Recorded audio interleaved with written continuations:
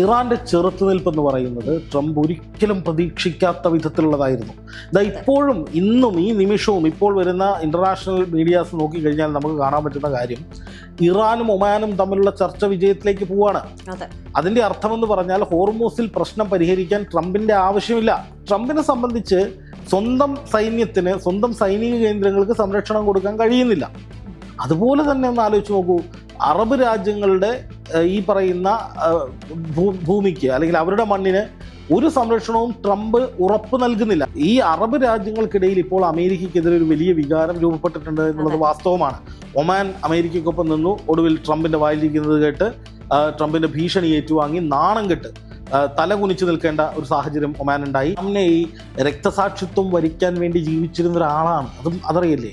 ഇറാനിലെ IRGCയുടെ തലവന്മാരും command ചീഫ്മാരും 42 പ്രവിശ്യകളിൽ 42 command ചീഫ്മാരുണ്ട്. ഇവർ ഓരോരുത്തരും ഓരോ മേഖലയായി തിരിച്ചിട്ടാണ് ഇറാനിലെ സൈനിക വിന്യാസം. ഈ പറയുന്ന ആളുകൾ എല്ലാവരും മരിക്കാൻ തയ്യാറായിട്ട് നിൽക്കുന്നവരാണ്. രക്തസാക്ഷിത്വമാണ് ഏറ്റവും വലുത് എന്ന് കരുതുന്ന ആളുകളാണ്. ഇവരുടെ അടുത്ത് പോയിട്ട് ആ ട്രംപ് ഞാൻ ബോംബിടും, നിങ്ങളെ കൊല്ലുന്നു പറഞ്ഞാൽ അത് പൊടയിറക്കുക എന്ന് പറയും. ലിറ്ററലി അങ്ങനെ തന്നെയാണ് അവർ കരുതുക, പുച്ഛിച്ചു തള്ളും. ഇത് ട്രംപ് അങ്ങേയറ്റം പരാജയപ്പെട്ടിരിക്കുകയാണ്. ലോകത്തിന് മുന്നിൽ ഇതേപോലൊരു നാണക്കേട് അമേരിക്കൻ രാജ്യത്തിന് ഉണ്ടാകാനില്ല. അത്രമേൽ പരാജയപ്പെട്ടു. സ്വന്തം ഇഷ്ടപ്രകാരം കൊണ്ടുവന്ന യുദ്ധം കയ്യിൽ നിൽക്കാതെ പോയി പരാജയപ്പെട്ട് ഇറാന്റെ മുന്നിൽ മുട്ടുകുത്തി നിൽക്കുന്ന അവസ്ഥ. ഇതിനിടയിലാണ് സ്വന്തം സഖ്യകക്ഷിയായിരുന്ന ഒമാനും ഇറാനും തമ്മിലുള്ള ഒരു നിർണായക ധാരണ അവസാന ഘട്ടത്തിൽ എത്തി നിൽക്കുന്നത് ഹോർമുസ് കടലിടുക്കുമായി ബന്ധപ്പെട്ട്. സത്യത്തിൽ ഇതിന്റെ ആവശ്യം അമേരിക്കയ്ക്ക് ഉണ്ടായിരുന്നു? ഇതിൻ്റെ ഒരു ആവശ്യവും ഇല്ലായിരുന്നു എന്നുള്ളതാണ്. അതായത് വേലിയിൽ കിടന്ന പാമ്പിനെ എടുത്ത് വല്ലയിടത്തും കൊണ്ടുവച്ച അവസ്ഥയിലാണ് ട്രംപ്. അത് ഏറ്റവും ചുരുങ്ങിയ ഭാഷയിൽ നമ്മൾ അങ്ങനെയെങ്കിലും പറഞ്ഞേ പറ്റൂ. പക്ഷേ വളരെ ഗൗരവതരമായി സംസാരിക്കുമ്പോൾ ട്രംപ് ഈ ലോകത്തോട് ചെയ്തത് ഒരിക്കലും മാപ്പർഹിക്കാത്തൊരു കൊടും കുറ്റകൃത്യമാണ്. ആ നിലയിൽ തന്നെ വേണം ട്രംപിൻ്റെ ചെയ്തികളെ നമ്മൾ പറയാൻ. ഇപ്പോൾ ട്രംപ് ഒരു കോമാളിയാണ് എന്ന നിലയിൽ വിലയിരുത്താം, ട്രംപിന് വിഭ്രാന്തിയാണ് എന്ന് വേണമെങ്കിൽ പറയാം. അമേരിക്കൻ മാധ്യമങ്ങളിൽ പോലും പലപ്പോഴും ഒരു ഭ്രാന്തൻ്റെ ജൽപ്പനമെന്നാണ് ട്രംപിൻ്റെ ഈ പറയുന്ന വാക്കുകളെ അവിടെ വിമർശകർ വിലയിരുത്തുന്നത്. അപ്പം അങ്ങനെയൊക്കെ പറയുമ്പോഴും അതിനപ്പുറത്തേക്ക് ഒരു വലിയ ക്രൂരതയുടെ ഒരു എലമെൻ്റ് ഉണ്ട് ഇതിൻ്റെ അകത്ത്. അതുമാത്രമല്ല, ഒരു ലോകത്തോടുള്ള ഒരു ദ്രോഹം, ഒരു സാമദ്രോഹി എന്നൊക്കെ നമ്മൾ പറയാവുന്ന രീതിയിലുള്ള ഒരു എലമെന്റ് ട്രംപ് ഇപ്പോൾ ചെയ്തുകൊണ്ടിരിക്കുകയാണ്. അതിൻ്റെ ഏറ്റവും മൂർധന്യത്തിൽ ട്രംപിന് അർഹിച്ചത് കിട്ടി എന്നുള്ളതാണ് ഞാൻ മനസ്സിലാക്കുന്നത്. കാരണം ഞാൻ കഴിഞ്ഞ ദിവസങ്ങളിൽ നമ്മൾ ചർച്ച ചെയ്തപ്പോഴും ഞാൻ എൻ്റെ വീഡിയോകളിലും ഒക്കെ പറഞ്ഞൊരു കാര്യമുണ്ട്, ട്രംപ് ഔട്ടാവുകയാണ്. അതായത് ട്രംപിന് ഇവിടെ എന്താണ് കാര്യം, അമേരിക്കയ്ക്ക് ഇവിടെ എന്താണ് കാര്യം, ഇതാണ് ഇപ്പോൾ എല്ലാവരും ചോദിക്കുന്നത്. അതായത് അറബ് രാജ്യങ്ങളായാലും ഈ പറയുന്ന ഇറാനായാലും ഇറാഖായാലും എല്ലാ പശ്ചിമേഷ്യൻ രാജ്യങ്ങളും ചോദിക്കുന്നത്, ഇങ്ങനെ എന്തിനാണ് ഇവിടെ കിടന്ന് കറങ്ങുന്നത്? ഇയാളുടെ രാജ്യത്തെ കാര്യം നോക്കിയാൽ പോരെ, പോട്ടെ ഇസ്രായേലിലെ കാര്യം നോക്കിയോ, നിങ്ങൾ സഖ്യകക്ഷികളല്ലേ, പോയി നോക്ക്. എന്തിനാണ് പശ്ചിമേഷ്യയിൽ വരുന്നത്? എന്തിനാണ് ഇയാൾ ഗൾഫ് രാജ്യങ്ങളിൽ കിടന്ന് കറങ്ങുന്നത്? ഗൾഫ് രാജ്യങ്ങൾക്കിടയിലൂടെയുള്ള ഈ പറയുന്ന കടലിടുക്കിലൊരു പ്രശ്നമുണ്ടായാൽ ഇയാൾ ആരാണ് ഇടപെടാൻ? അതാണിപ്പം ലോകം മുഴുവൻ ചോദിച്ചുകൊണ്ടിരിക്കുന്നത്. ഒരു പക്ഷേ അമേരിക്കയുടെ മുൻ പ്രസിഡന്റുമാർ, അതിൽ ജോർജ് W. ബുഷ് എന്ന് പറയുന്ന പേര് നമ്മൾ ഓർത്തു വയ്ക്കേണ്ടതുണ്ട്. കാരണം അമേരിക്കയുടെ ചരിത്രത്തിൽ ഏറ്റവും കൂടുതൽ അധിനിവേശങ്ങൾ നടത്തിയിട്ടുള്ള ഒരു ഭരണാധികാരിയാണ്. പക്ഷെ ആ ഭരണാധികാരികൾക്കൊക്കെ കൃത്യമായൊരു പ്ലാനിങ് ഉണ്ടായിരുന്നു, അതവർ എക്സിക്യൂട്ട് ചെയ്തിട്ടുണ്ടായിരുന്നു. ഒരിക്കൽ പോലും ഒരു പരിധി കടന്നുകൊണ്ട്, അതായത് വിജയിക്കാൻ പറ്റില്ല എന്ന് തോന്നുന്ന കാര്യങ്ങൾ അവർ വിട്ടുകളയുമായിരുന്നു. പക്ഷെ ഇവിടെ സംഭവിക്കുന്നത് വിജയിക്കില്ല എന്ന് ലോകത്തിന് ബോധ്യമുണ്ട്, സകല ജനങ്ങൾക്കും ബോധ്യമുണ്ട്, രാഷ്ട്രീയ യുദ്ധകാര്യ നിരീക്ഷകരടക്കമുള്ളവർക്ക് ബോധ്യമുണ്ട്, ഇത് വിജയിക്കാൻ പോകുന്നില്ല, ഈ ട്രംപിൻ്റെ അറ്റംപ്റ്റ് വിജയിക്കില്ല. അപ്പം നമ്മളടക്കം ഒരു വിദേശകാര്യ താല്പര്യമുള്ള ഒരു മാധ്യമപ്രവർത്തകൻ എന്നുള്ള നിലയിൽ ഞാൻ നടത്തിയിട്ടുള്ള പല ഗവേഷണങ്ങൾ അല്ലെങ്കിൽ പല വാർത്തകൾ പരിശോധിച്ച് നോക്ക് നമ്മൾ നടത്തുന്ന ഒരു പ്രഡിക്ഷനുണ്ട്, ഇത് അതുപോലെയാണ് സംഭവിച്ചിട്ടുള്ളൂ. ഞാൻ ആദ്യമേ പറഞ്ഞിട്ടുണ്ട്, ഇതൊന്നും നടക്കാൻ പോകുന്ന കാര്യമല്ല. അപ്പോൾ പലരും ട്രംപിനെ പിതാവായും അല്ലെങ്കിൽ ഫാദറായും അമേരിക്കയെ ഫാദർലാൻഡായും ഒക്കെ കാണുന്ന കുറേ ആളുകൾ, കുറച്ച് വർഗീയ താല്പര്യമുള്ള നമുക്കിടയിലുള്ള കുറേ ആളുകൾ കാലങ്ങളായിട്ട് അമേരിക്ക ജയിച്ചു, ട്രംപ് ഗംഭീരമാണ്, ട്രംപാണ് ഈ ലോകത്തെ നിയന്ത്രിക്കുന്നത്, ഇപ്പം മോദിയെ ട്രംപ് വിരട്ടി എന്ന വാർത്ത വന്നാലും ട്രംപ് കീ ചെയ്യുമെന്ന് വിളിക്കുന്ന ആളുകളുണ്ട്. അപ്പം ട്രംപ് ചെയ്യുന്നത് മുഴുവൻ ശരിയാണെന്ന് അന്ധമായി പ്രകീർത്തിക്കുന്ന കുറേ ആളുകൾ നമുക്കിടയിലുണ്ടായിരുന്നു. ഇവരാദ്യം തെറ്റായ നറേറ്റീവുകളാണ് തന്നുകൊണ്ടിരുന്നത്. അതായത് ട്രംപും ഇസ്രായേലും, അമേരിക്കയും ഇസ്രായേലും ഒന്നിച്ചിറങ്ങി ഇറാന്റെ പതനം തുടങ്ങി, ഇറാൻ ഇല്ലാതാകും, ഇറാൻ അമേരിക്ക പിടിച്ചെടുക്കും, ഇങ്ങനെയൊക്കെയുള്ള ഒരുപാട് നറേറ്റീവുകൾ നമുക്കിടയിലുണ്ടായിരുന്നു. അപ്പൊ അന്നൊക്കെ അതിന് ജയ് വിളിക്കാൻ ഒരുപാട് ആളുകളും ഉണ്ടായിരുന്നു.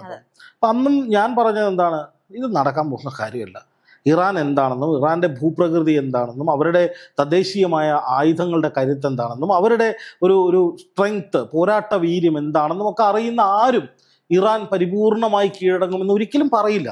അപ്പോൾ ഇതേക്കുറിച്ച് അറിവില്ലാത്ത ആളുകളാണ് നിരന്തരമായിട്ട് അമേരിക്കയ്ക്ക് ജയ് വിളിച്ചുകൊണ്ട് അല്ലെങ്കിൽ അമേരിക്ക ഇപ്പോൾ അങ്ങോട്ട് ശരിപ്പെടുത്തി കളയുമെന്ന് പറഞ്ഞുകൊണ്ടിരുന്നത്. അപ്പം അമേരിക്കയുടെ പദ്ധതി നമുക്കറിയാം. ഇറാനിൽ ഭരണമാറ്റം നടത്തി അവിടെ പുതിയ സർക്കാരിനെ കൊണ്ടുവന്ന് ഹോർമൂസ്, ഇറാന്റെ തീരത്തുള്ള ഹോർമൂസിൽ ചില കളികൾ നടത്തി ഇറാന്റെ എണ്ണപ്പാടങ്ങൾ പിടിച്ചെടുത്ത് ഇറാന്റെ ഊർജ്ജം, ആണവോർജ്ജം കട്ടെടുത്ത് തങ്ങളുടേതാക്കി വെനസ്വലൻ മോഡലിൽ അങ്ങ് മാറ്റാം ഇറാനെ എന്നുള്ളതാണ് പുള്ളി വിചാരിച്ചത്. പക്ഷേ ഇറാന്റെ ചെറുത്തുനിൽപ്പ് എന്ന് പറയുന്നത് ട്രംപ് ഒരിക്കലും പ്രതീക്ഷിക്കാത്ത വിധത്തിലുള്ളതായിരുന്നു. ഇപ്പോഴും ഇന്നും ഈ നിമിഷവും ഇപ്പോൾ വരുന്ന ഇന്റർനാഷണൽ മീഡിയാസ് നോക്കിക്കഴിഞ്ഞാൽ നമുക്ക് കാണാൻ പറ്റുന്ന കാര്യം, ഇറാനും ഒമാനും തമ്മിലുള്ള ചർച്ച വിജയത്തിലേക്ക് പോവാണ്. അതിന്റെ അർത്ഥമെന്ന് പറഞ്ഞാൽ ഹോർമൂസിൽ പ്രശ്നം പരിഹരിക്കാൻ ട്രംപിന്റെ ആവശ്യമില്ല, ഇറാന്റെ ആവശ്യമേ ഉള്ളൂ. ഇറാനും ഒമാനും ബാക്കി 5 GCC രാജ്യങ്ങളും ഇറാഖും ചേർന്ന് മൊത്തം 8 രാജ്യങ്ങൾ, അതിൽ 6 GCC രാജ്യങ്ങൾ, 2 പുറം രാജ്യങ്ങൾ ഇറാനും ഇറാഖും, ഈ ഇത്രയും രാജ്യങ്ങൾ ഇസ്ലാമിക രാജ്യങ്ങൾ ചേർന്നാൽ ഹോർമൂസിൽ ഒരു കുഴപ്പവുമില്ലാതെ കപ്പൽ ഗതാഗതം സാധ്യമാകും. പിന്നെ എന്തിനാണ് ട്രംപ് ഇവിടെ തിരിയുന്നത്? ട്രംപ് പറയുന്നത് ഇറാനെ തകർത്ത് രക്തരൂക്ഷിതമായൊരു പോരാട്ടം നടത്തി ഇറാനെ തകർത്തെറിഞ്ഞാൽ മാത്രമേ ഹോർമൂസിലൂടെ സ്വതന്ത്രമായ കപ്പൽ ഗതാഗതം സാധ്യമാകൂ എന്നാണ് ട്രംപ് ലോകത്തോട് പറഞ്ഞത്. കഴിഞ്ഞ ഉച്ചകോടിയിൽ ട്രംപ് പറഞ്ഞത്, നാറ്റോ രാജ്യങ്ങളുടെ യോഗത്തിൽ, തുർക്കിയിൽ നടന്ന യോഗത്തിൽ ട്രംപ് പറഞ്ഞത് എന്താണ്, നാറ്റോ രാജ്യങ്ങൾ ഒന്നിച്ചു നിൽക്കണം, നമുക്ക് ഹോർമൂസിൽ പോയി ഇറാനെ തോൽപ്പിക്കണം, എങ്കിൽ മാത്രമേ ഈ കപ്പലുകൾ കടത്തിവിടാൻ പറ്റൂ എന്ന് പറഞ്ഞപ്പോൾ ഇറാൻ പറയണ എന്തിനാണ്, ഞങ്ങൾ നോക്കിക്കോളാം. ഇപ്പൊ വെഗോസയിൽ നടന്ന ചർച്ചയിലും ട്രംപ് പറയുന്നത് ഞങ്ങൾ ചർച്ചയ്ക്ക് തയ്യാറാണ്. അതായത് ഒമാനും ഇറാനും തമ്മിലുള്ള ഈ ഒരു കരാർ അന്തിമ ഘട്ടത്തിൽ എത്തി നിൽക്കുന്ന സമയത്താണ് ട്രംപ് പറയുന്നത് ഞാൻ ചർച്ചയ്ക്ക് തയ്യാറാണ് എന്നുള്ളത്. ഇത്രയും നാളും ചർച്ചയ്ക്ക് തയ്യാറാണെന്ന് പറഞ്ഞിട്ട് അമേരിക്കയുടെ ഭാഗത്തുനിന്ന് ഒരു നീക്കങ്ങളും ഉണ്ടായിട്ടില്ല. അതായത് ചതി മാത്രമല്ലാതെ അമേരിക്ക വേറെ നീക്കങ്ങളൊന്നും നടത്തിയില്ല. യുദ്ധം. അപ്പൊ ഇപ്പോ അവസാനം എല്ലാം കൈവിട്ട് പോന്നു എന്ന് മനസ്സിലാക്കിയപ്പോഴാണ് ഞാൻ വീണ്ടും ചർച്ചയ്ക്ക് തയ്യാറാണ്. അപ്പോൾ വളരെ വൈകാരികമായിട്ടാണ് കുറെ കാര്യങ്ങൾ പറയുന്നത്. അതായത് ഇനി ഞങ്ങൾ ചർച്ചയ്ക്ക് തയ്യാറാണ് എന്നൊക്കെ പറഞ്ഞുകൊണ്ട് ട്രംപ് രംഗത്തെത്തുമ്പോൾ ആകെ മൊത്തത്തിൽ ട്രംപിന് കിളിപോയിരിക്കുകയാണ്. കാരണം ഒമാൻ കൂടെ നിന്നൊരു സഖ്യകക്ഷി കൂടിയാണ്. അപ്പൊ ഇവർ രണ്ടുപേരും ലാഭം കൊയ്യുന്നത് ഒരിക്കലും ട്രംപിനെ സംബന്ധിച്ചിടത്തോളം അത് ഒരു പ്രശ്നമാണ്. അല്ല, ഈ ഒമാൻ കൂടെ നിന്ന സഖ്യകക്ഷി എന്ന നിലയിൽ പറയുമ്പോഴും ഇതേ ഒമാനെ ട്രംപ് ഒരു ഘട്ടത്തിൽ ഭീഷണിപ്പെടുത്തിയിട്ടുണ്ട്. വേണ്ടി വന്നാൽ ഒമാനിലേക്കും ഞങ്ങൾ ബോംബിടും എന്നൊരു വാക്ക് ഏതാണ്ട് 2 മാസം മുമ്പ് ട്രംപ് പറഞ്ഞിട്ടുണ്ട്. വലിയ ഭീഷണിയായിരുന്നു. അതായത് ഏറ്റവും അധികം ട്രംപുമായി ചേർന്ന് നിൽക്കുന്ന രാജ്യങ്ങളിൽ ഒന്നാണ് ഒമാൻ. ഒമാൻ വഴി കപ്പലുകൾ ഒമാൻ തീരത്തൂടെ ഈ ഹോർമൂസിലെ കപ്പലുകൾ വഴിതിരിച്ച് വിടാൻ നോക്കിയപ്പോഴാണ് അവിടെ വലിയ സംഘർഷം ഉണ്ടാകുന്നത്. അതായത് ഇറാന്റെ തീരത്ത് നിന്ന് മാറ്റി ഒമാന്റെ തീരത്തോടി കപ്പലുകൾ പോകട്ടെ എന്ന് ട്രംപ് തീരുമാനിക്കുകയും അതുവഴി ഒരു ബദൽ പാത ഒരുക്കുകയും അങ്ങനെ കപ്പലുകൾ കടത്തിവിടാനുള്ള ശ്രമം നടത്തുകയൊക്കെ ചെയ്തിരുന്നു ഈ ടീം. അപ്പോഴും അവർ ഇറാന്റെ കഴിവ് അംഗീകരിക്കാതെ ഇറാനെ മാറ്റി നിർത്തിക്കൊണ്ടുള്ള ഒരു ഗെയിമാണ് അവർ ലക്ഷ്യമിട്ടത്. പക്ഷെ അതെല്ലാം തകർന്നു. അങ്ങനെ തകർന്നപ്പോൾ ട്രംപിന് ഹാലിളകിയിട്ട് അല്ലെങ്കിൽ ട്രംപിന് ദേഷ്യം വരുമ്പോൾ ട്രംപ് നേരെ ഒമാനാണ് ചീത്ത പറയുന്നത്. ഒമാൻ ഇതിൽ എന്ത് പഠിച്ചിട്ടാണ്? ഒമാനാണോ കപ്പലുകൾ തകർത്തതല്ല, ഇറാനാണ്. ഇറാൻ കപ്പലുകൾ തകർക്കുമ്പോഴും ഒമാൻ തീരത്താണത് സംഭവിക്കുന്നത് എന്നുള്ളത് കൊണ്ട് ട്രംപ് ഒമാനെ ചീത്ത വിളിച്ച സാഹചര്യമുണ്ട്. അപ്പം കൂടെ നിർത്താൻ കൊള്ളില്ല അമേരിക്ക എന്ന് അതോടുകൂടി ഒമാന് മനസ്സിലായി. അപ്പോൾ ഒമാനാണെങ്കിലും ഇപ്പോൾ സൗദി ആണെങ്കിലും അമേരിക്കക്കൊപ്പം നിന്ന് അനുഭവിച്ചുകൊണ്ടിരിക്കുകയാണ്. ബാബൽ മന്ദബ് കടലെടുക്കിലൂടെ അവരുടെ ഒറ്റ കപ്പലുകൾ പോകുന്നില്ല. സൗദിയുടെ കരമേഖലയിലേക്ക് ആക്രമണം നടക്കുന്നു, ഊർജ്ജ മേഖലയിലേക്ക് ആക്രമണം നടക്കുമെന്ന് ഭീഷണി വരുന്നു. ഒരൊറ്റ സൗദി കപ്പലുകളും കടലിൽ കണ്ടാൽ കത്തിച്ചു കളയുമെന്നാണ് പറയുന്നത്. അത് നടക്കുകയും ചെയ്യും. ഹൂത്തികൾ ചില്ലറക്കാരല്ല. അപ്പം ഞാൻ പറയുന്ന കാര്യം, ഇത്രയധികം പ്രശ്നങ്ങൾ ട്രംപിനെ വിശ്വസിച്ച് കൂടെ നിന്ന് സകലർക്കും കിട്ടിയിട്ടുണ്ട്. അതായത് ട്രംപിന്റെ തള്ളു വിശ്വസിച്ച് എനിക്കൊപ്പം നിന്നാൽ ഞാൻ സ്വർഗം കാണിച്ചു തരാം, അല്ലെങ്കിൽ നിങ്ങൾക്ക് എന്ത് വേണമെങ്കിലും ചെയ്തു തരാം, നിങ്ങളൊക്കെ സുരക്ഷിതരായിരിക്കും എന്ന് പറഞ്ഞിട്ട് ട്രംപ് അടുത്ത നിമിഷം സ്വന്തം സൈനിക താവളങ്ങളിലെ നഷ്ടം എണ്ണിക്കൊണ്ടിരിക്കുകയാണെന്ന്. അതായത് സാമ്പത്തികമായിട്ട് വലിയ നഷ്ടം ഉണ്ടാകുന്നു. എന്താ പറയാ, ബില്യൺ കണക്കിന് ഡോളർ ചെലവ് വരുന്ന ഏർപ്പാടായിട്ട് യുദ്ധം മാറുകയാണ്. നാശനഷ്ടങ്ങൾ അതുപോലുള്ള നാശനഷ്ടമാണ്. അപ്പം ട്രംപിനെ സംബന്ധിച്ച് സ്വന്തം സൈന്യത്തിന്, സ്വന്തം സൈനിക കേന്ദ്രങ്ങൾക്ക് സംരക്ഷണം കൊടുക്കാൻ കഴിയുന്നില്ല. അതുപോലെ തന്നെ ഒന്ന് ആലോചിച്ച് നോക്കൂ, അറബ് രാജ്യങ്ങളുടെ ഈ പറയുന്ന ഭൂമിക്ക് അല്ലെങ്കിൽ അവരുടെ മണ്ണിന് ഒരു സംരക്ഷണവും ട്രംപ് ഉറപ്പ് നൽകുന്നില്ല. അല്ലെങ്കിൽ ട്രംപ് പറയുന്നുണ്ട്, വാക്കാൽ പറയുന്നുണ്ട്, പക്ഷെ ഫിസിക്കലി അത് കിട്ടുന്നില്ല. അല്ലെങ്കിൽ അറബ് രാജ്യങ്ങൾക്കും ഏറെക്കുറെ മനസ്സിലായി ട്രംപ് കിടന്ന് തള്ളുകയാണ്, ഇങ്ങനെ വിശ്വസിച്ച് കഴിഞ്ഞാൽ പണിപ്പാളും എന്നുള്ളത് അറബ് രാജ്യങ്ങൾക്കും നല്ല രീതിയിൽ ബോധ്യം വന്നിട്ടുണ്ട്. അപ്പോൾ അതുകൊണ്ടാണ് ഓരോ രാജ്യങ്ങളും മറ്റൊരു തന്ത്രം അല്ലെങ്കിൽ മറ്റൊരു മാർഗത്തെക്കുറിച്ച് ആലോചിക്കുന്നത്. ഇപ്പൊ എല്ലാവരും കരുതുന്നത് എന്താണ്, ട്രംപ് ഹോർമൂസിൽ എന്തോ വലിയ ഇടപെടൽ നടത്തിയിട്ട് ഇപ്പോൾ എല്ലാവരെയും രക്ഷിക്കും, ഇപ്പോൾ ഹോർമൂസ് തുറന്നു കൊടുക്കും എന്നൊക്കെയാണ്. അതും ഗൾഫ് രാജ്യങ്ങളും അതൊക്കെ തന്നെയായിരിക്കും ചിന്തിച്ചിട്ടുണ്ടാവുക തുടക്കഘട്ടത്തിൽ. പക്ഷെ ഇപ്പൊ മാസം 5 എണ്ണ കെട്ടിക്കിടക്കുകയാണ്. ഗൾഫിൽ നിന്നുള്ള എണ്ണ പുറത്തേക്ക് പോവാതെ വരുമ്പോൾ ട്രംപ് അപ്പുറത്ത് അമേരിക്കൻ എണ്ണ വിറ്റ് ലാഭം കൊയ്യാണ്. ഇത് എത്രയാന്ന് വെച്ചാൽ സഹിക്കുക. അപ്പൊ സ്വാഭാവികമായിട്ടും ഗൾഫ് രാജ്യങ്ങൾ ഇറാന്റെ ആ തന്ത്രത്തിൽ വീഴും. ഇറാനാണ് ഒമാനുമായി ചേർന്നിട്ട് ആദ്യത്തെ ചർച്ച നടത്തുന്നത്, ദിവസങ്ങൾക്ക് മുൻപാണ് നടന്നത്. ആ ചർച്ചയിൽ ഇറാനും ഒമാനും കൂടി പറയുന്നു, നമ്മുടെ കാര്യം നമുക്ക് നോക്കാം, ഈ പാതകൾ ഹോർമൂസും ഈ പറയുന്ന ബാബൽ മന്ദബും ഒക്കെ നമ്മുടെ തീരങ്ങളാണ്, എങ്കിൽ പിന്നെ നമുക്കൊരു കൺസോർഷ്യം ഉണ്ടാക്കിക്കൂടെ. ഒപ്പക്ക് ഞാൻ ഇന്നലെ ഒരു ചർച്ചയിൽ പറഞ്ഞിരുന്നത്, അതായത് പെട്രോളിയം എക്സ്പോർട്ടിംഗ് കമ്പനികളുടെ ഒരു കൂട്ടായ്മയുണ്ട്, ഒപ്പക്ക് എന്ന് പറയുന്നത്, organisation of petroleum exporting countries. അതേപോലെ തന്നെ ഈ പറയുന്ന മറ്റൊരു കൂട്ടായ്മ ഉണ്ടാക്കുക, ഹോർമൂസും ബാബൽ മന്ദബും ഒക്കെ ചേരുന്ന കടലെടുക്കുകൾ നിയന്ത്രിക്കുന്നതിന് വേണ്ടിയിട്ട് അതിന്റെ തീരങ്ങളിലുള്ള രാജ്യങ്ങൾ ചേർന്ന് ഒരു കൂട്ടായ്മ ഉണ്ടാക്കട്ടെ. അവരവിടെ ടോള് പിരിക്കുകയും സർവീസ് നൽകുകയും അവിടെ എന്തെങ്കിലും അപകടം ഉണ്ടായാൽ സഹായിക്കുകയും. ഇപ്പോൾ ഒരു ഇത് മാത്രമല്ലല്ലോ, അതിൽ പോകുന്ന എല്ലാ കപ്പലുകൾക്കും ടോള് പിരിക്കുക എന്നുള്ളത് മാത്രമല്ല, അതുവഴി കടന്നു പോകുന്ന കപ്പലുകളുടെ ഉത്തരവാദിത്വം ഈ കൺസോർഷ്യം ഏറ്റെടുക്കുക, ഈ കൂട്ടായ്മ ഏറ്റെടുക്കുക. അതിലെ പോകുന്ന കപ്പലുകൾക്ക് നേരെ ഏതെങ്കിലും തരത്തിൽ ആക്രമണങ്ങൾ ഉണ്ടായാൽ ഞങ്ങൾ സംരക്ഷിക്കും. അതുപോലെ കപ്പലുകൾക്ക് എന്തെങ്കിലും കേടുപാടുകൾ ഉണ്ടായാൽ അവശ്യ സഹായങ്ങൾ വേണമെങ്കിൽ ഞങ്ങൾ സംരക്ഷിക്കും. അതുവഴി പോകുന്ന കപ്പലുകൾക്ക് മറ്റെന്ത് ആവശ്യങ്ങൾ ഉണ്ടെങ്കിലും ഞങ്ങൾ ഇത് ചെയ്തു തരും. അതിന് ഒരു നിശ്ചിത ഫീസ് ഞങ്ങൾക്ക് തരണം. ഇത് ഈ 5.5 മാസം പിന്നിടുന്ന സമയത്ത് ഈ യുദ്ധം എന്ന് പറയുന്നത് അമേരിക്കയെ സംബന്ധിച്ചിടത്തോളം അല്ലെങ്കിൽ ട്രംപിനെ സംബന്ധിച്ചിടത്തോളം വളരെ നിർണായകമായിരുന്നു. കാരണം വളരെ പ്ലാനോട് കൂടിയാണ് ഓരോ ഘട്ടം ഘട്ടമായിട്ട് ട്രംപ് ഈ ഒരു യുദ്ധത്തെ കൊണ്ടുപോയത്. ഈ യുദ്ധം തുടങ്ങിയ സമയത്ത് അമേരിക്കയുടെ വലിയ ആഗ്രഹമായിരുന്നു, അല്ലെങ്കിൽ അഹങ്കാരമായിരുന്നു ഈ പറയുന്ന ഇറാനെ പിടിച്ചെടുക്കുക, ഹോർമൂസ് എടുക്കുക എന്നുള്ളത്. അതിന്റെ തുടക്കം തൊട്ട് നോക്കിക്കഴിഞ്ഞാൽ അമേരിക്ക സ്വയമേ കുഴി കുഴിച്ചു എന്നുള്ളതാണ്. ആദ്യം ഈ ഇസ്രായേലിനെ കൊണ്ടുവന്നു, മാനിപ്പുലേറ്റ് ചെയ്ത് നിങ്ങളെ ഞങ്ങൾ സുരക്ഷ ഒരുക്കുമെന്നും പറഞ്ഞിട്ട് കൊണ്ടുപോയി. അത് പകുതി വെച്ചിട്ട് ഇപ്പോൾ ഇസ്രായേലിന് മനസ്സിലായോണ്ട് ഇസ്രായേൽ ആ ചതിയിൽ നിന്ന് മാറി നിൽക്കുന്നു. പിന്നീട് അമേരിക്കയ്ക്ക് സത്യത്തിൽ ഈ ഒരു യുദ്ധം കൊണ്ട് ഉണ്ടായത് നഷ്ടങ്ങൾ മാത്രമാണ്. അമേരിക്കയുടെ ഭീമനായിട്ടുള്ള പടക്കപ്പലുകൾ, താഡ്, പേട്രിയോട്ട് പോലുള്ള മിസൈൽ സംവിധാനങ്ങളുള്ള പ്രതിരോധ സംവിധാനങ്ങൾ, ഈ യുദ്ധവിമാനങ്ങൾ, ഇതെല്ലാം നശിച്ചു. അതുപോലെ തന്നെ ഏതൊക്കെ രാജ്യങ്ങളിൽ അമേരിക്കയുടെ ഈ സൈനിക താവളങ്ങളുണ്ടോ അവിടെ എല്ലാം നിലംപരിശാക്കി ഇറാൻ. അങ്ങനെ ആകെ മൊത്തത്തിൽ എണ്ണി പറഞ്ഞുകൊണ്ട് വന്നു കഴിഞ്ഞാൽ ഇറാന്റെ ഭാഗത്തേക്ക് മിസൈൽ ആക്രമണം നടത്തി അവിടെ വലിയ നാശനഷ്ടങ്ങൾ ഉണ്ടെങ്കിൽ പോലും അമേരിക്കയ്ക്ക് ഉണ്ടാകുന്ന തിരിച്ചടി എന്ന് പറയുന്നത് വളരെ വലുതാണ്. കാരണം ഇത്രയും രാജ്യങ്ങളിലാണ് അമേരിക്ക അങ്ങോട്ടേക്ക് അടിക്കുന്ന ഒരൊറ്റ രാജ്യത്തെയാണ്, പക്ഷെ ഇറാൻ തിരിച്ചടിക്കുന്നത് അങ്ങനെയല്ല, പല രാജ്യങ്ങളിലുള്ള സൈനിക താവളങ്ങളിലാണ്. അങ്ങനെ എണ്ണി പറയുമ്പോൾ ഓരോ ഘട്ടം ഘട്ടമായിട്ട് വരുമ്പോൾ അമേരിക്കയ്ക്ക് വലിയ നഷ്ടമാണ്. ഈ നഷ്ടത്തിനൊടുവിൽ സ്വന്തം രാജ്യത്ത് പോലും വലിയ വെല്ലുവിളി നേരിടുകയാണ്. അതായത് ഒന്നാമത്തെ കാര്യം, തെരഞ്ഞെടുപ്പ് വരികയാണ്, അടുത്ത മാസം ഇടക്കാല തെരഞ്ഞെടുപ്പ്. ഈ തെരഞ്ഞെടുപ്പിനെയും കൂടി ട്രംപിന് നേരിടണം. അതുകൊണ്ടായിരിക്കും പെട്ടെന്ന് വീണ്ടും ചർച്ച എന്ന് പറഞ്ഞുകൊണ്ട് ഇപ്പൊ കാല് പിടിക്കുന്നത്. അല്ല, ട്രംപിനെ സംബന്ധിച്ച് ഇപ്പോ അദ്ദേഹം ചർച്ചയ്ക്ക് തയ്യാറാണ് എന്ന് പറഞ്ഞതിന്റെ കാരണം മറ്റൊന്നുമല്ല, ഇതിന്റെ ക്രെഡിറ്റ് അടിച്ചെടുക്കാനാണ്. അതായത് ഹോർമൂസിലൂടെ കപ്പലുകൾ നാളെ മുതൽ പോവാണ്, ട്രംപ് ഇത് അറിയുന്നില്ല. പോയില്ലേ, സകല വിലയും പോയില്ലേ. ഇയാൾ ഒറ്റയൊരുത്തനായിട്ട് ഉണ്ടാക്കിയ പ്രശ്നം മറ്റുള്ളവർ ചേർന്ന് പരിഹരിച്ചു എന്ന് പറഞ്ഞാൽ പിന്നെ അമേരിക്കൻ പ്രസിഡന്റ് ആയിരിക്കാൻ ട്രംപിന് എന്ത് യോഗ്യത എന്നുള്ള ചോദ്യം ലോകം ചോദിക്കും. കാരണം ട്രംപ് അല്ലെങ്കിൽ ഏത് അമേരിക്കൻ പ്രസിഡന്റ്, അമേരിക്ക എന്ന് പറഞ്ഞ രാജ്യം പ്രശ്നങ്ങൾ ഉണ്ടാക്കുകയും അത് പരിഹരിക്കുകയും ചെയ്യുന്ന ഫോർമുല ഒരേ സമയം തയ്യാറാക്കി അപ്ലൈ ചെയ്യുന്ന ടീമുകളാണ്. അതായത് യുദ്ധം ഇവർ തന്നെ തുടങ്ങും, തമ്മിൽ തല്ലിക്കും, കുറച്ച് രൂക്ഷമാകുമ്പോൾ എല്ലാവർക്കും ആയുധം കൊടുത്ത് കച്ചവടം നടത്തും. അതിനുശേഷം സമാധാനത്തിന്റെ പ്രാവുകളായിട്ട് ഇറാൻ സമ്മതിക്കാതെ അവിടെയാണ് ഇറാൻ അടിച്ചത്. അതായത് ഈ യുദ്ധം മുഴുവൻ ഉണ്ടാക്കിയ നിങ്ങൾ, ആ യുദ്ധം നിങ്ങൾ ഉണ്ടാക്കി, പക്ഷെ അത് നിർത്തുന്നത് ഞങ്ങളായിരിക്കും. ഇത് പണ്ട് ആയത്തുള്ള അലി ഖാംനെയി പറഞ്ഞിട്ടുള്ള വാക്കുകളാണ്. അദ്ദേഹം രക്തസാക്ഷിത്വം വരിക്കുന്നതിന് ഏതാണ്ട് 1 മാസം മുമ്പ് മറ്റോ പറഞ്ഞിട്ടുള്ള വാക്കുകളാണ്. ഈ യുദ്ധം ആരംഭിക്കുന്നത് നിങ്ങളായിരിക്കും, പക്ഷെ ഇത് അവസാനിപ്പിക്കുന്നത് എങ്ങനെയാണെന്ന് തീരുമാനിക്കുന്നത് ഞങ്ങളായിരിക്കും. അത് തന്നെയാണ് ഇപ്പൊ സംഭവിക്കുന്നത്. ട്രംപിന് ഒരു രക്ഷയുമില്ല. ഇതെങ്ങനെ അവസാനിപ്പിക്കണമെന്നോ, ഇതിലെങ്ങനെ ഒരു സൊല്യൂഷൻ കാണണമെന്നോ, ഇതിൽ എങ്ങനെ നേട്ടമുണ്ടാക്കണമെന്നോ ഒന്നിനെക്കുറിച്ചും ട്രംപിന് ഒരു തരത്തിലുള്ള പിടിപാടുമില്ല.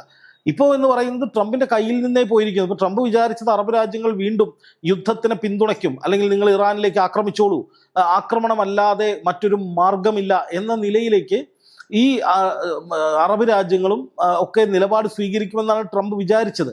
പക്ഷെ എന്നത്തെയും പോലെ ഇത്തവണ അറബ് രാജ്യങ്ങൾ അങ്ങനെ ഒരു നിലപാട് സ്വീകരിച്ചില്ല. അല്ലെ, ട്രംപിന്റെ അത്ര ബുദ്ധി അല്ലല്ലോ ഇറാനുള്ളത്. അല്ല, ഇറാന് മാത്രമല്ല, ഇറാൻ ഇത് കാലങ്ങളായി എല്ലാവർക്കും ഇറാൻ ഇത് കാലങ്ങളായി പറയുന്നതാണ് രേഷ്മ. ഇറാൻ കാലങ്ങളായിട്ട് പറയുന്ന കാര്യമാണ് ഈ ഇവിടുത്തെ പ്രശ്നങ്ങൾ നമുക്ക് പരിഹരിച്ചാൽ പോരെ, എന്തിനാണ് പാശ്ചാത്യ ശക്തികൾ ഇവിടെ, എന്തിനാണ് അമേരിക്കയ്ക്ക് ഇവിടെ താവളം, അമേരിക്ക എന്തിനാണ് ഇവിടെ വന്നിരിക്കുന്നത്, ഇവരുടെ താവളം കൊണ്ട് ഇവർക്ക് തന്നെ സംരക്ഷണമില്ല. ഇറാൻ പലപ്പോഴും ആക്രമണം നടത്തിയിട്ട് പറഞ്ഞിട്ടുള്ള കാര്യമാണ്. കാരണം ഈ സൗദിയിലേക്കും ഖത്തറിലേക്കും കുവൈറ്റിലേക്കും ഒക്കെ ഇറാൻ ആക്രമണം നടത്തുമ്പോൾ അമേരിക്കയുടെ മിസൈൽ പ്രതിരോധ സംവിധാനങ്ങൾ പോലെ തന്നെ അതാത് രാജ്യങ്ങളുടെ പ്രതിരോധ സംവിധാനങ്ങളും ആക്ടിവേറ്റ് ആവുന്നുണ്ട്, അതും ക്രിയാത്മകമായി പ്രവർത്തിക്കുന്നുണ്ട്. അപ്പോൾ അമേരിക്ക മാത്രമാണ് അവരെ സംരക്ഷിക്കുമെന്ന് പറയാൻ പറ്റില്ല. അപ്പം ഞാൻ പറയുന്നത്, ഈ അറബ് രാജ്യങ്ങൾക്കിടയിൽ ഇപ്പോൾ അമേരിക്കയ്ക്കെതിരെ ഒരു വലിയ വികാരം രൂപപ്പെട്ടിട്ടുണ്ട് എന്നുള്ളത് വാസ്തവമാണ്. ഒമാൻ അമേരിക്കയ്ക്കൊപ്പം നിന്നു, ഒടുവിൽ ട്രംപിന്റെ വായിലിരിക്കുന്നത് കേട്ട് ട്രംപിന്റെ ഭീഷണി ഏറ്റുവാങ്ങി നാണം കെട്ട് തല കുനിച്ചു നിൽക്കേണ്ട ഒരു സാഹചര്യം ഒമാൻ ഉണ്ടായി. സൗദി അറേബ്യ അമേരിക്കയുമായി ആണവ കരാറൊക്കെ ഒപ്പിട്ടിട്ട് ഇറാനെ അടിക്കാനുള്ള പുതിയൊരു ബിൽഡപ്പ് എന്നുള്ള നിലയിൽ തയ്യാറായി നിന്നു. അവരും അടി മേടിച്ചു കൂട്ടി. അടി മേടിക്കുന്ന സമയത്ത് ട്രംപും ഇല്ല, അമേരിക്കയും ഇല്ല, ആരുമില്ല. സൗദി ഒറ്റയ്ക്ക് അടി മേടിച്ചു കൂട്ടാണ്. ഇപ്പൊ ഹോർമൂസില് മറ്റ് അറബ് രാജ്യങ്ങളൊക്കെ ഹോർമൂസിലൂടെ കപ്പലുകൾ കൊണ്ടുപോവാണ്.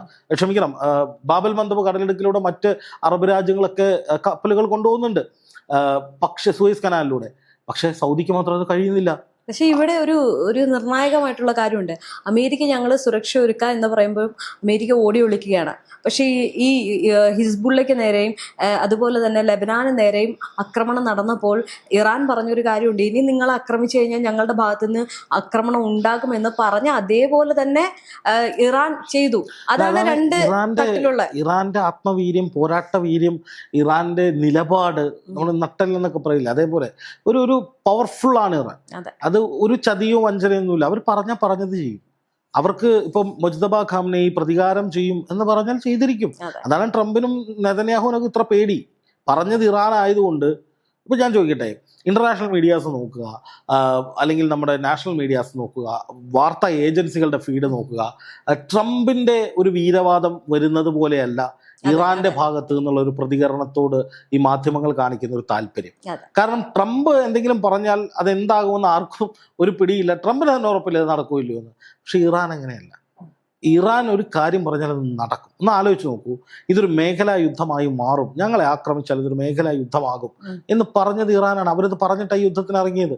ട്രംപ് ആ സമയം പറഞ്ഞത് എന്താ, ഇറാൻ ഇപ്പോൾ തീരും, ഇറാനിലെ ഭരണമാറ്റം ഉണ്ടാകും, അവിടെ ഞങ്ങൾ പിടിച്ചെടുക്കും, ഇറാനിലെ ജനങ്ങൾ ട്രംപിന് വേണ്ടി മുറവിളി കൂട്ടും, ഞങ്ങളുടെ സൈന്യം അവിടെ ഇറങ്ങും, ഹോർമൂസ് ഞങ്ങൾ പിടിച്ചെടുത്തിട്ട് ട്രംപിന് പേരിടും എന്നൊക്കെയാണ് ട്രംപ് പറഞ്ഞത്. ഇറാൻ ഒന്നേ പറഞ്ഞുള്ളൂ, അടിച്ചു കഴിഞ്ഞാൽ ഇതൊരു മേഖലാ യുദ്ധമായി വ്യാപിക്കും. ഏതാ സംഭവിച്ചത്? ഇതൊരു മേഖലാ യുദ്ധമായി മാറി.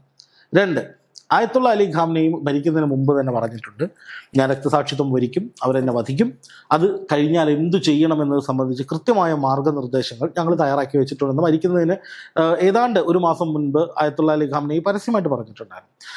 അന്ന് ട്രംപ് പറഞ്ഞത് ആയത്തുള്ള അലി ഖാംനെയെ ഞങ്ങൾ വധിക്കും, അത് കഴിഞ്ഞ് ഇറാൻ പിടിച്ചെടുക്കും, അത് ചെയ്യും ഇത് ചെയ്യും എന്നൊക്കെയാണ്. പക്ഷേ ട്രംപ് പറഞ്ഞൊന്നും നടന്നില്ല. ഖാംനെയി മരിച്ചു. ഈ ആയത്തുള്ള അലി ഖാംനെയി മനഃപൂർവ്വമായിട്ട് നിന്നു കൊടുത്തതുപോലെ തോന്നുന്നു. കാരണം ഞാൻ ഇതിന്റെ രക്തസാക്ഷിയായി കഴിഞ്ഞാൽ ഇനി ഇവർ തീരുമാനിക്കട്ടെ, അല്ലെങ്കിൽ ഈ ഒരു നീക്കം നടക്കട്ടെ എന്നുള്ള ഒരു രീതിയിൽ ചില സമയങ്ങളിൽ തോന്നിപ്പോകും. കാരണം അത്രയും ആക്രമണങ്ങൾ അറിയാം, അമേരിക്കയുടെ ചതി അറിയാം, എങ്കിൽ പോലും ആ ചർച്ചയ്ക്ക് വന്നു. അവർക്കറിയാമായിരുന്നു അമേരിക്കയുടെ ഭാഗത്തുനിന്ന് ഒരു അറ്റാക്ക് ഉണ്ടാകും. ഇത്രയും യുദ്ധത്തെ കൊണ്ടുപോകാനും എല്ലാ കാര്യങ്ങളും ശേഖരിക്കാൻ കഴിയുന്ന അത്യാധുനിക രീതിയിലുള്ള ആ രാജ്യത്തിന് ഒരുപക്ഷെ ഇവരുടെ അറ്റാക്ക് നേരത്തെ തന്നെ അറിയാമായിരുന്നു. അല്ല, ഇത് അറ്റാക്ക് നേരത്തെ അറിയാമായിരുന്നു, കൊല്ലപ്പെടുമെന്നും ഖാംനെയി തിരിച്ചറിഞ്ഞിരുന്നു. ഇനി മറ്റൊരു കാര്യം കൂടെ, ഇതിപ്പോ ഖാംനെയി രക്തസാക്ഷിത്വം വരിക്കാൻ വേണ്ടി ജീവിച്ചിരുന്ന ഒരാളാണ്, അതും അതറിയില്ലേ. ഇറാനിലെ IRGCയുടെ തലവന്മാരും കമാൻഡ് ചീഫ്മാരും 42 പ്രവിശ്യകളിൽ 42 കമാൻഡർ ചീഫ്മാരുണ്ട്. ഇവർ ഓരോരുത്തരും ഓരോ മേഖലയായി തിരിച്ചിട്ടാണ് ഇറാനിലെ സൈനിക വിന്യാസം. ഈ പറയുന്ന ആളുകൾ എല്ലാവരും മരിക്കാൻ തയ്യാറായിട്ട് നിൽക്കുന്നവരാണ്. രക്തസാക്ഷിത്വമാണ് ഏറ്റവും വലുത് എന്ന് കരുതുന്ന ആളുകളാണ്. ഇവരുടെ അടുത്ത് പോയിട്ട് ആ ട്രംപ് ഞാൻ ബോംബിടും നിങ്ങളെ കൊല്ലുന്നു പറഞ്ഞാൽ അത് പൊടയിറക്കുക എന്ന് പറയും. ലിറ്ററലി അങ്ങനെ തന്നെയാണ് അവർ കരുതുക. പുച്ഛിച്ചു തള്ളും. മരിക്കാൻ തയ്യാറായി നിൽക്കുന്ന ഒരു സമൂഹത്തോട് വന്നിട്ട് ഞങ്ങൾ നിങ്ങളെ കൊന്നുകളയെന്ന് പറഞ്ഞ് പേടിപ്പിക്കാൻ ശ്രമിച്ചാൽ ഇത് എവിടെയാണ് വർക്കൗട്ട് ആവുക? ഇതാണ് ട്രംപ് ചെയ്തുകൊണ്ടിരിക്കുന്നത്. ഇപ്പം ഞാൻ നേരത്തെ പറഞ്ഞ കാര്യം, ട്രംപിന് ഈ ഖാംനെയി കൊല്ലപ്പെട്ടതിന് ശേഷം ഇറാൻ പിടിച്ചെടുക്കാൻ പറ്റുമെന്ന് ട്രംപ് പറഞ്ഞു. ഖാംനെയി മരിക്കുന്നതിന് മുമ്പ് പറഞ്ഞു ഞാൻ കൊല്ലപ്പെട്ടാലും ഈ സിസ്റ്റം വർക്ക് ചെയ്യുമെന്ന് പറഞ്ഞു. എന്താണ് സംഭവിച്ചത്? ഇറാൻ ശക്തമായിട്ട് തിരിച്ചടിക്കാൻ തുടങ്ങി. അതിനുശേഷം എത്രയോ ഘട്ടങ്ങളിൽ ട്രംപ് പറഞ്ഞു ഇറാന്റെ ആണവശേഷി തീർന്നു, സൈനിക ശേഷി തീർന്നു, മിസൈൽ ശേഷി തീർന്നു, ഒക്കെ ട്രംപ് പറയുന്നു. തൊട്ടടുത്ത മിനിറ്റിൽ ഇറാൻ ഇതൊക്കെ തകർത്തുകൊണ്ട് ഗംഭീരമായ ആക്രമണങ്ങൾ നടത്തുന്നു. അപ്പോൾ തുടക്കം മുതൽ ഈ നിമിഷം വരെ ട്രംപ് പറഞ്ഞതൊന്നും യാഥാർത്ഥ്യവുമായിട്ട് പുലബന്ധം പോലും ഇല്ലാത്ത കാര്യങ്ങളാണെന്ന് ജനങ്ങൾ തിരിച്ചറിയാണ്. അതേ ട്രംപാണ് ഇപ്പോൾ വീണ്ടും വന്നിരിക്കുന്നത്, ഞാൻ ചർച്ചയ്ക്ക് സന്നദ്ധനാണ്. അപ്പൊ എന്താണ് കാര്യം? ഇറാനും ഒമാനും അറബ് രാജ്യങ്ങളും ചേർന്ന് പ്രശ്നം പരിഹരിച്ചാൽ ട്രംപ് ഔട്ടായി, പിന്നെ അയാൾക്ക് അവിടെ റോളില്ല. അപ്പൊ അങ്ങനെ ഉണ്ടാകാതിരിക്കാൻ വേണ്ടി ഞാനും കൂടി ഇവിടെ ഉണ്ട് എന്ന് പറഞ്ഞിട്ട് തല ഇങ്ങനെ കയറി വരുന്നൊരു സാധനമാണെന്ന്. അതായത് ഞാനാണ് ഈ യുദ്ധം അവസാനിപ്പിച്ചത്, അല്ലെങ്കിൽ ഹോർമോസ് ചർച്ച, ഈ അറബ് രാജ്യങ്ങളെയും ഇറാനെയൊക്കെ കൂട്ടിയിരുത്തി ഈ ചർച്ച നടത്തിയത് എൻ്റെ പദ്ധതിയായിരുന്നു, അതുകൊണ്ട് ഞാൻ എല്ലാവരെയും രക്ഷിച്ചു എന്ന് പറയാൻ വേണ്ടി ട്രംപ് കാണിക്കുന്ന അവസാന നിമിഷ ചീപ്പ് ഷോയാണിത്. ഇത് പക്ഷേ ലോകം തിരിച്ചറിയുന്നുണ്ട്. അതുകൊണ്ടാണ് ഗൾഫ് രാജ്യങ്ങളൊന്നും ഇതിനോട് പ്രതികരിക്കാത്തത്. ഇറാൻ അമേരിക്കയുമായിട്ട് ഒരു ചർച്ചയും ഞങ്ങൾ നടത്തിയിട്ടില്ല എന്ന് ആവർത്തിച്ച് പറയുന്നതിൻ്റെ കാര്യം എന്താണ്? ആ ആവർത്തിച്ചു പറച്ചിൽ അമേരിക്കയ്ക്കുള്ള പ്രഹരമാണ്. ട്രംപ് അല്ല ഈ ഒത്തുതീർപ്പിന് പിന്നിൽ. ഹോർമൂസിലെ പ്രശ്നങ്ങൾ മുഴുവൻ പരിഹരിച്ചത് ഇറാനാണ്, ഇറാന്റെ നേതൃത്വത്തിലാണ്. ഇറാന് ഹോർമൂസിൽ വ്യക്തമായ ഒരു മേധാവിത്വമുണ്ട്. ഇനി ഇറാൻ ഉൾപ്പെടുന്ന, ഇറാൻ നയിക്കുന്ന പുതിയൊരു കമ്മിറ്റി അല്ലെങ്കിൽ ഒരു പുതിയ ഒരു കൂട്ടായ്മ നിലവിൽ വരികയാണ്, ബഹുരാഷ്ട്ര കൂട്ടായ്മ നിലവിൽ വരികയാണ്. ഈ കൂട്ടായ്മയുടെ തലപ്പത്ത് ഇറാനുണ്ട്. ഇറാൻ പറയുന്നതനുസരിച്ച് ഇനി ഇതിലെ കപ്പൽ പോകൂ എന്ന് പറഞ്ഞാൽ, അങ്ങനെ ഒരു സ്റ്റേറ്റ്മെന്റ് അറബ് രാജ്യങ്ങളും ഇറാനും ഇറക്കിയാൽ ട്രംപ് അട്ടപടലം പെട്ടുപോകും.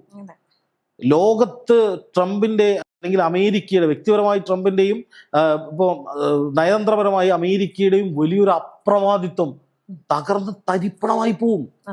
ഒരിക്കലും കിട്ടാത്തൊരു തിരിച്ചടിയായിരിക്കും അത് അമേരിക്കയ്ക്ക് നൽകുക. അതൊരു തുടക്കമായിരിക്കും.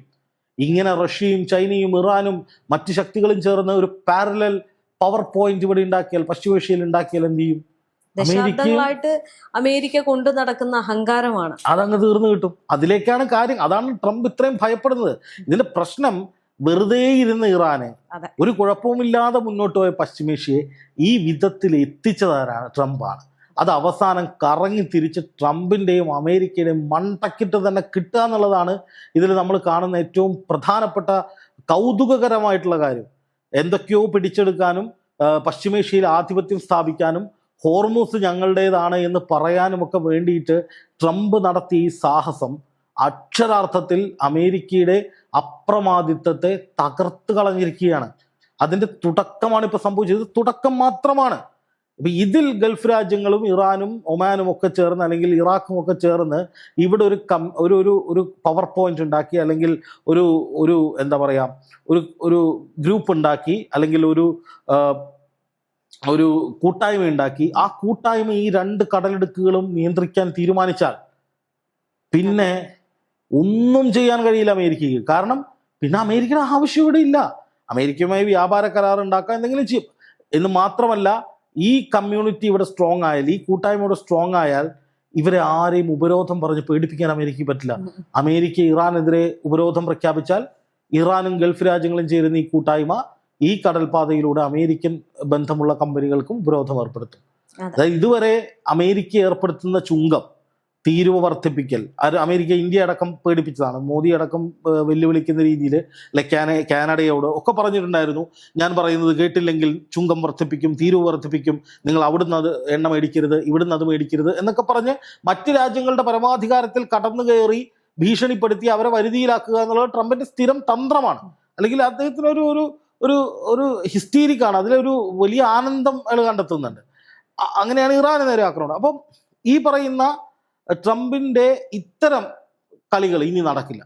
കാരണം ട്രംപ് ഇനി ഉപരോധം ഏർപ്പെടുത്തിയാൽ ഇവിടെ ട്രംപിന് ഉപരോധം ഏർപ്പെടുത്തും, അമേരിക്കയ്ക്ക് ഉപരോധം ഏർപ്പെടുത്തും. അങ്ങനെ ഇനി തോന്നിയ പോലെ ട്രംപിന് ഈ ലോകത്തെ നിയന്ത്രിക്കുന്നത് ഞാനാണെന്ന മട്ടിൽ തോന്നിവാസം ചെയ്യാൻ കഴിയില്ല എന്നുള്ളതിലേക്കാണ് കാര്യങ്ങൾ പോകുന്നത്. ആ അപകടം തിരിച്ചറിഞ്ഞുകൊണ്ടാണ് ട്രംപ് ഇപ്പോൾ ഇത്രയും കാലത്തെ വാശിയും വിദ്വേഷവും യുദ്ധം ചെയ്ത് ഇറാനെ തീർക്കും അതൊക്കെ വിട്ടിട്ട് ഇപ്പോൾ പെട്ടെന്ന് നമുക്ക് ചർച്ച ചെയ്യാം, ഞാൻ റെഡിയാണ്, നമുക്ക് സമാധാനം സംസാരിക്കാം എന്ന് പറഞ്ഞ് താഴുന്നത്. അതും ഒരു ചതിയാണ്, കുതന്ത്രമാണെന്നേ എനിക്ക് പറയാനുള്ളൂ.